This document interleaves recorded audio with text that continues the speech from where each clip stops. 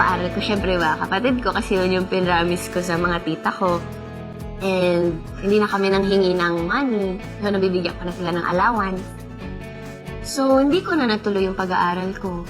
Ito yung pinili ko. Tsaka yung opportunity na meron ako nung time na yun is hindi ko na ulit mababalikan yung ganong klaseng opportunity. Unlike sa school na anytime naman. Dahil dito, okay yung mga kapatid mo.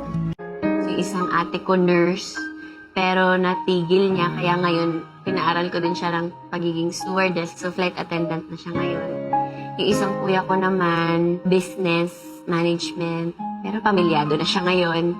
And yung isa ko namang kapatid, pilot. Yun yung medyo mabigat. Pero at least, nakapagpalipad na siya ng airplane ngayon.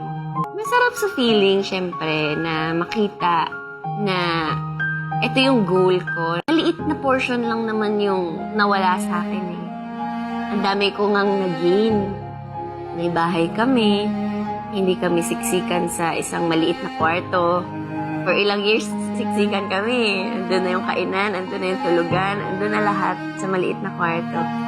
Marami naman sa mga pangarap ko yung natupad. May kapalit yung sacrifice.